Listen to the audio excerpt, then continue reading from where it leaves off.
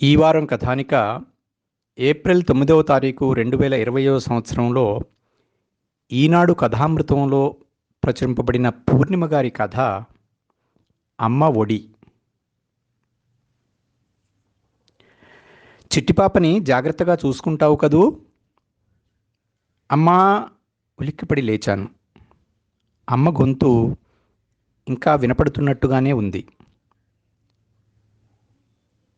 ఎదురుగా ఫోటోలో నవ్వుతున్న అమ్మ. అయితే ఇది కలే. అమ్మ లేదు, నాన్న రారు. తలుచుకుంటే దుఃఖం గుండెల్లోంచి తన్నుకు వచ్చింది. ఒక్కసారి కాలం వారం రోజులు వెనక్కి వెళితే ఎంత బాగుండును? అమ్మా నాన్నల్ని బయటికి వెళ్ళనివ్వకపోతే యాక్సిడెంట్లో వాళ్ళు చనిపోరు కదా. తలుచుకుంటే దుఃఖం ఆగటం లేదు. నా వెక్కిళ్ళ శబ్దానికి కాబోలు చిట్టిపాప లేచింది. అక్కా, ఏమైంది? ఎందుకు ఏడుస్తున్నావు? ఏం లేదు, నువ్వు పడుకో. నువ్వేడిస్తే నాకు భయంగా ఉంది. చిట్టిపాప ఒక్కసారిగా ఏడుపు మొదలెట్టింది. చిత్రంగా మొదటిసారి చిట్టిపాప మీద నాకు కోపం రాలేదు. లేదమ్మా, భయపడకు, నేనున్నాగా, పడుకో. చిట్టిపాపని పడుకోబెట్టి జో కొట్టాను. 2 నిమిషాల్లో నిద్రలోకి జారుకుంది. నేను పడుకుంటూ అమ్మ ఫోటో కేసి చూశాను. అమ్మ మొహం సంతృప్తిగా ఉన్నట్లనిపించింది నాకు. చిన్నప్పటి నుంచి చిట్టిపాప అంటే నాకున్న ఫీలింగ్ ఏంటో నాకే తెలీదు. వయసు ఎదిగినా మనసు ఎదగని పసిపాప తను. నాకన్నా 6 ఏళ్ళు పెద్దదైన చిట్టిపాప అసలు పేరు శిల్ప. కానీ తన పేరుతో ఎవ్వరం పిలవం. నేను 2nd స్టాండర్డ్ చదువుతున్నప్పుడు ఎదురింటి చిన్నపాప నన్ను అక్క అని పిలవటం చూసి తను కూడా నన్ను అక్క అని పిలవటం మొదలుపెట్టింది. మొదట్లో అది నన్ను అక్క అనడమేమిటని ఏడ్చేదాన్ని. ఆ రోజు అమ్మ చెప్పిన మాటలు నాకిప్పటికీ గుర్తే. చిట్టిపాప వయసులో పెద్దది కావచ్చు, కానీ అది ఎప్పటికీ నీకన్నా చిన్నపిల్లేనమ్మా. భగవంతుడు తనని ఎప్పటికీ చంటిపాపగానే ఉంచాడు. అది నిన్ను అక్క అని పిలిచినా తప్పు లేదు. మానసికంగా దానికన్నా నువ్వెప్పుడూ పెద్దదానివే. దాన్ని జాగ్రత్తగా చూసుకోవలసిన బాధ్యత నీకుంది. ఆ రోజుదాకా చిట్టిపాప నార్మల్ మనిషి కాదని నిజానికి నాకు తెలీదు. అయితే ఏడుస్తున్న నన్ను ఊరడించడం మానేసి చిట్టిపాపనే అమ్మ సపోర్ట్ చేయటం నా పసి మనసుకు నచ్చలేదు. ఊహ తెలుస్తున్న కొద్దీ ఇంట్లో చిట్టిపాప లాంటి మనిషి ఉండటం ఎంత ఇబ్బందో అనుభవపూర్వకంగా తెలిసింది. నా ఫ్రెండ్స్ మీ అక్క పిచ్చిదట కదా అన్నప్పుడల్లా ఎంతో బాధ కలిగేది. అందుకే తర్వాత ఎవరిని ఇంటికి పిలిచేదాన్ని కాదు. వాళ్ళు ఇంటికి వస్తామన్నా ఏదో ఒక సాకు చెప్పి తప్పించుకునేదాన్ని. అందరి బర్త్డే పార్టీలకు వెళుతున్నప్పుడు నాకు కూడా నా బర్త్డే జరుపుకోవాలని, ఫ్రెండ్స్ అందరినీ పిలిచి పార్టీ ఇవ్వాలని మనసులో ఎంతో కోరిక కలిగినా చిట్టిపాప గుర్తుకు వచ్చి ఆగిపోయేదాన్ని. దీనికి అంతటికీ కారణం చిట్టిపాపే కదా అని చిరాకు కలిగేది. చిట్టిపాప మీద నా కోపానికి ఇంకో కారణం అమ్మ. అమ్మ ఎంతసేపు చిట్టిపాప ధ్యాసలోనే ఉండేది. నాకు దక్కాల్సిన ప్రేమ తన వల్ల నాకెప్పుడూ దక్కలేదనే అనిపిస్తుంటుంది నాకు. అమ్మ చిట్టిపాపని వదిలి ఎక్కడికూ వచ్చేది కాదు. అందరిలాగే అమ్మా నాన్నలతో కలిసి సినిమాలకి, షికార్లకి, బయటికి తిరగాలనే నా కోరిక ఎప్పుడూ తీరలేదు. ఎక్కడికి వెళ్ళాలన్నా నాన్న తీసుకువెళ్ళేవారు. కానీ నాకు అమ్మ కూడా వెంట రావాలని చాలా అనిపించేది. స్కూల్ డే ఫంక్షన్లకి, పేరెంట్స్ మీటింగ్లకి కూడా రాకపోవడంతో అందరూ అమ్మ గురించి అడిగేవాళ్ళు. అయితే నాకు అమ్మని చూస్తే చాలా జాలేసేది. పాపం తనకి పొద్దున లేచినప్పటి నుండి చిట్టిపాపతోనే సరిపోయేది. చిట్టిపాప మానసిక ఎదుగుదల 2-3 సంవత్సరాల దగ్గరే ఆగిపోయింది. చంటిపాపకు చేసినట్లు అన్ని పనులు చేయవలసి వచ్చేది. స్నానం చేయించడం, బట్టలు వేయటం, భోజనం తినిపించడం, అన్ని పనులు అమ్మే చేసేది. ఒక ఆయాను పెట్టుకోమని నాన్న ఎంత చెప్పినా వినేది కాదు. పెళ్ళిళ్ళు, ఫంక్షన్లు వేటికి అమ్మ రావటానికి కుదిరేది కాదు. ఇంట్లో ఈ పరిస్థితి నాకు చాలా విసుగు కలిగించేది. ఒకసారి అమ్మతో ఈ విషయమై పెద్ద ఆర్గ్యుమెంట్ జరిగింది. ఆ రోజు ఇంకా బాగా గుర్తే. ఇంటర్మీడియట్లో కాలేజ్ టాపర్గా వచ్చానని తెలిసి ఎంతో హ్యాపీగా ఇంటికి వచ్చాను. పేపర్లో మా కాలేజీ వాళ్ళు నా ఫోటో కూడా వేయించారు. కాలేజీలో పేపర్ చూసి ఇంటికి పరుగు పరుగున వచ్చాను. వస్తూనే అమ్మ సంతోషంగా ఎదురొచ్చింది. అమ్మ మొహంలో అంత సంతోషం నేను ఎప్పుడూ చూడలేదు. అమ్మకి ఆల్రెడీ ఈ విషయం తెలిసిపోయిందన్నమాట. అమ్మా అంటూ నోరు తెరిచేలోపే అమ్మ నా నోట్లో స్వీట్ కుక్కింది. నీకో గుడ్ న్యూస్ తెలుసా? చిట్టిపాప ఆలు తప్పులు లేకుండా రాయటం నేర్చుకుంది. ఈరోజు అచ్చులన్నీ రాసేసింది. అమ్మ మొహంలో ఎవరెస్ట్ ఎక్కినంత సంతోషం. మంచిది, చాలా బాగుంది. పేపర్లో ఫోటో వేయిద్దాం. 22 ఏళ్లకే ఆలు నేర్చుకున్న చిట్టిపాప అని. నా గొంతులో ఆపుకోలేని ఉక్రోషం ధ్వనించింది. ఆ మాటలకి అమ్మ చాలా బాధపడింది. ఏంటి ఆ మాటలు? ఏడాది నుండి కష్టపడి నేర్పిస్తున్నా. ఈ రోజుకి రాయగలిగింది. మన అమ్మాయి గురించి మనం సంతోషపడటం కూడా తప్పేనా? నీ అక్క గురించి నువ్వు ఇలాగేనా మాట్లాడేది? అమ్మ కళ్ళల్లో నీళ్లు తిరిగాయి. తన కన్నీళ్లు చూసి ఇక మాట్లాడకుండా నా గదిలోకి వెళ్ళిపోయాను. నాకు దుఃఖం పొంగుకొచ్చింది. అది ఉక్రోషమో పశ్చాత్తాపమో నాకు ఇప్పటికీ తెలీదు. అమ్మ నెమ్మదిగా వచ్చి నా పక్కన కూర్చుంది. నన్ను తన ఒడిలో పడుకోబెట్టుకుంది. ఏమైందిరా తల్లి, ఈవేళ ఎందుకలా ఉన్నావు? ఈవేళ నా రిజల్ట్స్ వచ్చాయి. నేను కాలేజీ ఫస్ట్ వచ్చాను. కానీ నువ్వు కనీసం నా రిజల్ట్స్ గురించి అడగను కూడా లేదు. నీకెప్పుడూ చిట్టిపాప ధ్యాసే. అది ఏం చేసినా నీకు అపురూపమే. నాకొక్కసారి అనుమానం వస్తుందమ్మా, నేనసలు నీ కూతుర్నేనా అని. ఎన్నేళ్ల నుంచో నా మనసులో పేరుకుపోయిన అక్కసంతా బయటకు వచ్చింది. అమ్మ మౌనంగా నా తల నిమురుతూ వింటోంది. అయినా నీ గురించి నువ్వు ఎప్పుడైనా ఆలోచించుకుంటున్నావా? నీ జీవితంలో ఏం కోల్పోతున్నావో నీకు తెలుసా? నువ్వు సరదాగా బయటకొచ్చి ఎన్నేళ్ళయింది? బంధువులని, నీ ఫ్రెండ్స్ని కలుసుకుని ఎన్ని రోజులయ్యింది? ఎప్పుడు ఇల్లు, చిట్టిపాపే లోకం.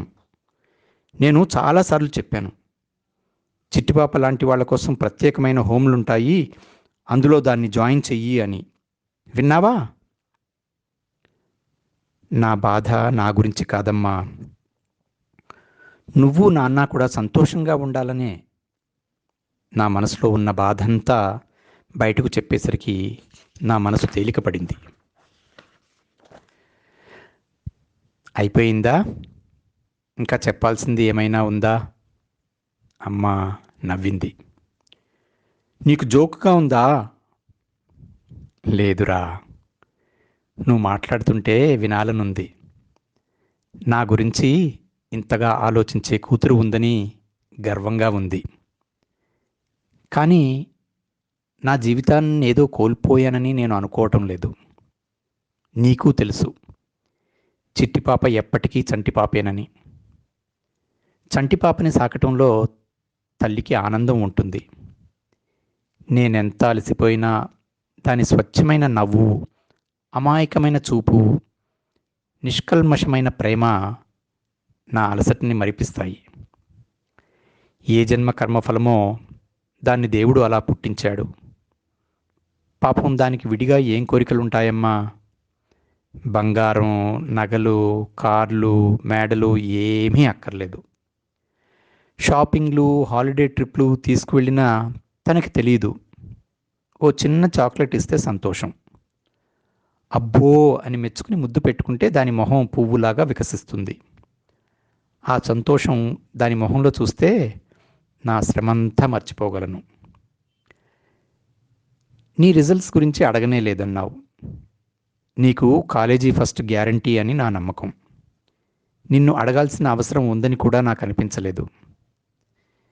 కానీ నువ్వు మా గురించి ఎంత ఆలోచిస్తున్నావని మాత్రం ఇప్పుడే తెలిసింది. నాకెంత సంతోషంగా ఉందో చెప్పలేను. అమ్మ కళ్ళల్లో నీళ్లు తిరిగాయి. ఆ రోజు అనవసరంగా అమ్మతో గొడవపడినందుకు నాకు చాలా బాధ కలిగింది.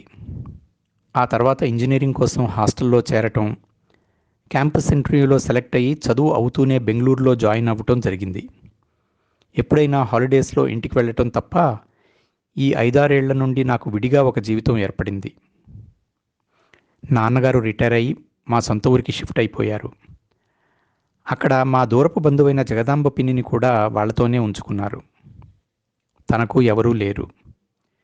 చిట్టిపాప ఆలనా పాలనా తనకి అలవాటవ్వడంతో అమ్మకి కొంచెం సౌకర్యంగా ఉండేది. అనుకోకుండా నా పెళ్లి సెటిల్ అవ్వడంతో అమ్మా నాన్న నా దగ్గరకు రావాల్సి వచ్చింది. నా కొలీగ్ చైతన్య మ్యారేజ్ ప్రపోజల్ తెచ్చాడు. నాకు ఏ అభ్యంతరమూ కనిపించలేదు. వాళ్ళ పేరెంట్స్తో మాట్లాడటానికి అమ్మా నాన్న వచ్చారు. నెల రోజుల తర్వాత ముహూర్తం కూడా కుదిరింది. అమ్మ మొదటిసారిగా చిట్టిపాపను వదిలి బయటకు వచ్చింది. మ్యారేజ్ డేట్ ఫిక్స్ చేసుకుని 2 రోజులలో వెళ్ళిపోదామనుకున్న వాళ్ళని నేనే బలవంతంగా వారం రోజులు ఉంచేశాను. వాళ్ళకి మైసూర్, హంపి, బెంగళూరులో చూడాల్సినవన్నీ చూపించాను.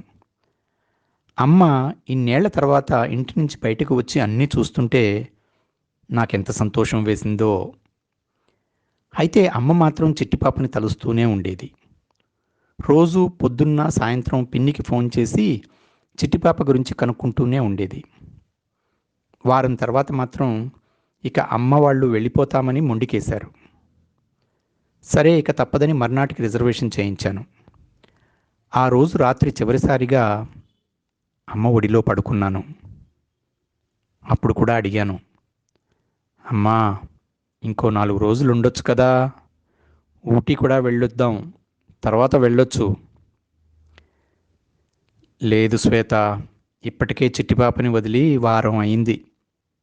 ఇంతవరకు ఎప్పుడూ తను నన్ను వదిలి ఉండలేదు. అది బెంగ పెట్టుకుంటుంది. అయినా పెళ్ళి కూడా నెల రోజుల్లో ఉంది. పెళ్లి పనులు మొదలెట్టుకోవాలి కదా. అమ్మా ఇప్పుడే చెప్తున్నాను, పిన్ని దగ్గర చిట్టిపాపకి కాస్త అలవాటైంది కనుక నువ్వు నాన్న 6 నెలలకోసారైనా ఇక్కడికి రావాలి. ఇప్పుడైనా నువ్వు కొంచెం రిలాక్స్ అవ్వాలి. ఆరోగ్యంగా ఉన్నప్పుడే కాస్త బయట ప్రపంచం చూడాలి.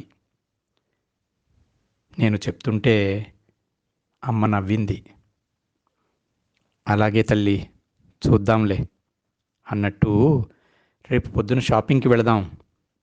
చిట్టిపాపకి ఏమైనా బొమ్మలు బట్టలు కొనాలి. నేను వెళ్ళేసరికి ఖచ్చితంగా అలిగి కూర్చుంటుంది. అవన్నీ చూస్తే కాస్త మొహం వికసిస్తుంది. అమ్మకి ఎప్పుడు దాని ధ్యాసే. కొంచెం కినుకుగా అనిపించింది. రేపు మార్నింగ్ ఆఫీస్లో నాకు కొంచెం పనుందమ్మా. మీ ఇద్దరూ షాపింగ్కి వెళ్ళొచ్చేయండి. నేను లంచ్ టైంకి వచ్చేస్తాను. 3 గంటలకే ట్రైన్. లంచ్ అవ్వగానే స్టేషన్కి బయలుదేరుదాం. చాలా రాత్రి అయింది, ఇక పడుకో. అమ్మ జోకొడుతుంటే నిద్రలోకి జారుకున్నాను. మర్నాడు ఆఫీస్లో పర్మిషన్ తీసుకుని బయలుదేరుతుండగా ఫోన్. అమ్మ వాళ్ళ ట్యాక్సీకి యాక్సిడెంట్ అయ్యింది, వెంటనే అపోలోకి రమ్మని. నాకు షాక్తో మెదడు మొద్దుబారిపోయింది. చైతన్య నన్ను హాస్పిటల్కి తీసుకువెళ్ళాడు. నేను వెళ్ళేసరికి నాన్న ఈ ప్రపంచాన్నే వదిలి వెళ్ళిపోయారు. ఒళ్ళంతా కట్లతో, కళ్ళలో ప్రాణాలతో అమ్మ నా కోసమే ఎదురు చూస్తోంది. అమ్మా, నాకు దుఃఖంతో మాట రావటం లేదు. శ్వేత, నేను చెప్పేది విను. నువ్వు వచ్చే వరకు ఉంటానా లేదా అని భయపడ్డాను. అమ్మా, నీకేం కాదు. నా పరిస్థితి నాకు తెలుసమ్మా. నా బెంగంతా ఆ చిట్టి పాప గురించే. దానికి ఇక నుంచి అన్నీ నువ్వే. ఇదివరకు అది నిన్ను అక్క అన్నందుకు ఏడ్చావు. కానీ ఇక నుంచి నువ్వు దానికి అమ్మవి. అమ్మ మాట్లాడలేక ఒక సెకండ్ ఆగింది. నాకు తెలుసు, నాకు నువ్వెన్నో చెయ్యాలనుకున్నావు. చిట్టి పాపను జాగ్రత్తగా చూసుకుంటానని మాట ఇవ్వు. అంతకన్నా నాకు ఇంకేమీ అక్కర్లేదు. నేను తృప్తిగా కన్ను మూస్తాను. అమ్మ కష్టం మీద చెయ్యి చాపింది. అమ్మ చేతిలో చెయ్యి వేస్తుండగానే తన ప్రాణం పోయింది. ఏడుపు కూడా రానంత డీప్ షాక్లో ఉండిపోయాను. 2 వారాలు గడిచిపోయాయి. చిట్టిపాపని పిన్నిని నాతో పాటు బెంగళూరు తీసుకువచ్చేశాను. కొత్త పరిసరాలు, అమ్మా నాన్న లేకపోవడంతో చిట్టిపాప బాగా బెంగ పెట్టుకుంది. నన్ను అస్సలు వదిలిపెట్టడం లేదు. నాకు తెలియకుండానే దాని మీద కోపం కరిగిపోయింది. చిట్టిపాప అచ్చం అమ్మ పోలికే. అమ్మనే చూస్తున్నట్టు అనిపిస్తోంది నాకు. అమ్మ అన్నట్టుగా దాని స్వచ్ఛమైన నవ్వు, అమాయకమైన మొహం చూస్తుంటే నాకు తెలియకుండానే దాని మీద ప్రేమ కలుగుతోంది.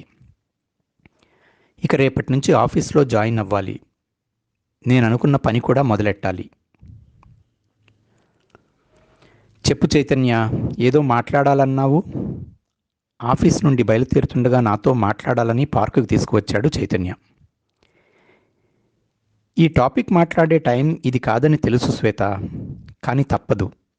ఈవేళ మా బాస్ పిలిచి నేను నెక్స్ట్ మంత్ యుఎస్ వెళ్ళాలని చెప్పారు. 2 ఇయర్స్ ప్రాజెక్ట్. మధ్యలో వెనక్కి రావటం కుదరకపోవచ్చు. మామూలుగా అయితే మన మ్యారేజ్ ఇంకో 2 వీక్స్లో జరిగేది. ఇప్పుడు ఏం చేద్దామో నీతో మాట్లాడదామని.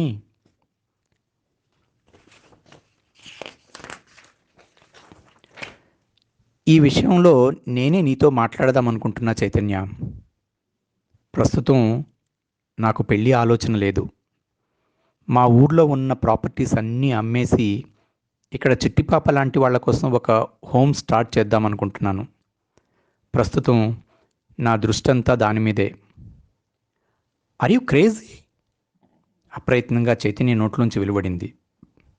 No, I'm not. అమ్మ వెళ్ళిపోతూ నేనున్నాననే ధైర్యంతో చిట్టిపాపను నాకు అప్పచెప్పింది. ఒకవేళ అదే యాక్సిడెంట్లో నేను ఉంటే తన పరిస్థితి ఏమయ్యేది? అందుకే ఎవరి మీద ఆధారపడకుండా తన బతుకు తను బతకడానికి శిక్షణ అవసరం. అయితే చిట్టిపాపని నేనే జాగ్రత్తగా చూసుకుంటానని మాట ఇచ్చాను. అందుకని నేనే ఒక హోమ్ స్టార్ట్ చేస్తే చిట్టిపాపతో పాటు తనలాంటి ఇంకొంతమందికి కొత్త జీవితం లభించవచ్చేమో. చైతన్య మౌనంగా ఉండిపోయాడు. ఈ ప్రపంచంలో సురక్షితమైన స్థలం ఏదో తెలుసా చైతన్య? అమ్మ ఒడి. అమ్మ ఒడి అంటే ఒక రక్షణ, ఒక భరోసా. అమ్మ పోయే ముందు రోజు అమ్మ ఒడిలోనే నేను నిద్రపోయాను. ఆ మాధుర్యం ఇప్పటికీ నా మనసులో పదిలంగా ఉంది. చిట్టిపాపకి అమ్మా నాన్నలను నేనే దూరం చేశానని ఒక్కోసారి నాకు అనిపిస్తోంది. నేనే కనుక వాళ్ళని ఇక్కడకు పిలవకపోతే తను హాయిగా ఉండేదేమో. ఏదైనా చిట్టిపాపకి నేను ఏ లోటు రానివ్వను. నా హోమ్ పేరు కూడా నిర్ణయించుకున్నాను, అమ్మ ఒడి. నా కళ్ళ నుండి అప్రయత్నంగా నీళ్లు వస్తూనే ఉన్నాయి.